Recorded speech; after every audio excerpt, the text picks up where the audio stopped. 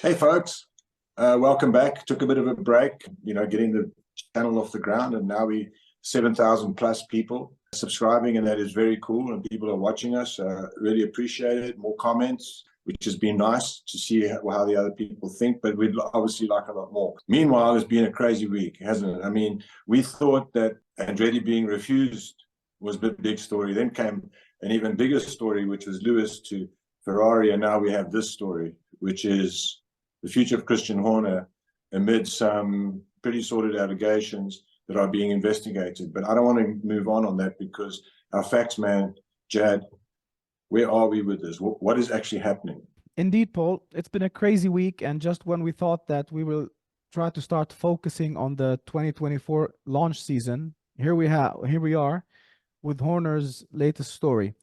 So the news was out yesterday that Christian Horner is under internal investigation by Red Bull, the parent company that owns Red Bull Racing. And the investigation has been outsourced to a specialist barrister who will take care of this. And it's regarding inappropriate behavior towards another employee within the racing team, a female employee, with some media outlets quoting incredibly controlling behavior. Now, it seems for now, Horner can stay in his position until the investigation is over and the results are out. Then decisions will be taken. But as you know, Paul, in F1, nothing is what it seems. So is there something behind the scenes happening? What do you think? Okay, first of all, Horner is not guilty until he is proven guilty. And he's got to be considered innocent. This could be a smear campaign, or this could be very true.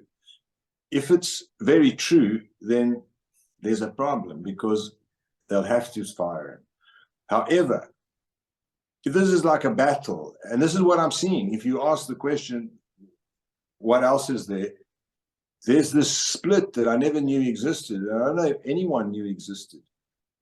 At Red Bull, there seems to be a power struggle between Milton Keynes and Salzburg. Milton Keynes, where the Formula One team has been held, and obviously the Salzburg headquarters of Red Bull. Now, there was always harmony because Dietrich Mateschitz wanted it his way, and his way was the way it has been up until very recently. However, apparently there were moves over the weekend to cover up the story. The Telegraph, for instance, was threatened to be sued. So, look, there's smoke, there's a fire. But what I see, and this is totally personal and a speculation, is that there is a Red Bull team whose leadership is in crisis. There is something not good going down at Red Bull. That's how I see it at the moment. I mean, what's your perspective? Exactly, Paul. We have to be very careful when we're talking about these kind of topics. He's innocent until proven guilty. We don't know what's actually going on. But at the same time, you cannot ignore various reports in the media that have been talking about trouble in paradise. Since Dietrich... Nice, I like that. I like that, trouble in paradise. Very good. So since Dietrich Mateschitz died, there's a new CEO at Red Bull, Oliver Mintzlaff. And it seems that he doesn't want to run the business the way Didi ran it before. So there's been more pressure on Red Bull Racing to enter under the umbrella of the mother company. So this is one of the things many have been talking about. Now, would they go ahead and initiate something like this just to put Horner in his place? This would be mad. You're ruining your crown jewel, Red Bull Racing. So this would be mad. If you look at it this way, yeah, like you said, where there's smoke, there's fire. So there's something happening over there. And like we said, we have to wait for the investigation to be over. There have also been reports that there have been problems and a power struggle between Horner and Dr. Helmut Marko even. Wow, these guys have been working so well together in F1. So this report is there, especially when previously this year, until Helmut Marko's contract with the team was renewed, there was these talks about the trouble between them. And when Marko was asked to comment about what Horner said, He answered simply, I'm not going to say anything about this. No support, nothing. So yeah, lots of interesting stuff going on in the background, but we have to wait, honestly, to see what is true and what's not. Well, what is true from where I'm sitting, perspective-wise, is there's trouble in paradise, as you said. Trouble in paradise means immediately when this news came out, I thought Max Verstappen. What is he thinking? What is Max, the crown jewel, actually at Red Bull Racing? What did he see to this? First of all, I see a split in the team, which I didn't know existed. I don't know if anyone, it seemed like a well-oiled machine and this thing was going to run forever, but not. Ahead of the 2024 season, there is a crisis. You know, they're going to deny it, but there is a crisis. You know, when your boss is accused of this stuff, it means it's dissent. Then you have a cabal actually saying that another cabal is actually smearing Horner. It's not cool. This is not how you want your team to go into a new season. And Max will be thinking, wow, Lewis just inked a deal that's going to see him at Ferrari for a while. Maybe that Mercedes deal isn't such a bad idea. There will be a lot of phone calls going around. And of course, the Newey factor. You know, as much as everyone wants Max Verstappen, really you want Adrian Newey. And actually, before this broke, I actually wrote a piece on my outside line, which is Newey and Verstappen are next. After Lewis has his stint at Ferrari, let's give it a 2 to 5 year stint.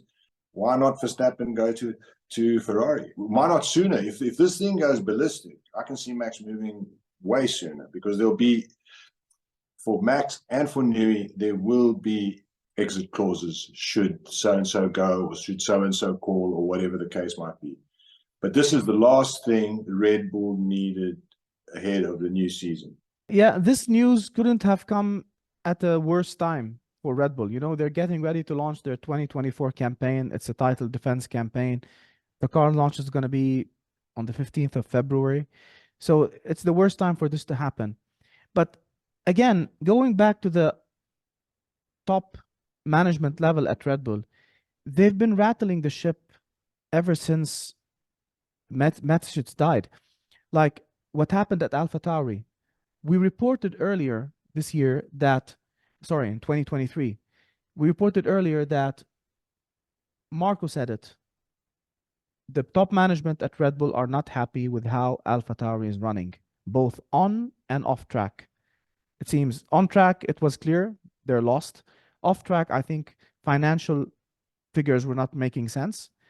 And then by the end of the year, new name, Franz Tost, who's known to be a longtime friend of Mateschitz, is out. You have Lauren McKees, Peter Bayer running the show now. This very nice, attractive name, Visa, Cash App, RB, whatever. And yeah, it's an all new start for this team. So they've done that. But I understand them doing it for that team. It's a junior team. But to go and do it with Red Bull, it would be crazy unless there's something serious happening over there. And like you said, it's valid for Max now to think about the future. He has a deal until 2028. I don't know if he will see it through. It depends. If Horner is ousted, who's going to replace him? So many questions that have no answers yet.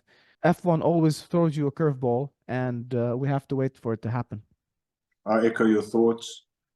But most of all, I'm disappointed. I really, really hope this is not true and it's just a misunderstanding, or, you know, maybe a smear campaign. I like Christian Horner. I think he's been really good for the sport. I think he's an amazing team principal. I like the feud he's had with Toto Wolff. I think it's part of the Formula One narrative forever. And it would be a very sad demise for him. But at the same time, I hope he fights it through, and I wish him good luck. If he's guilty, well, then, you know, so be it. You know, you just ruined your own life by being silly. But for now, Christian is innocent until proven guilty.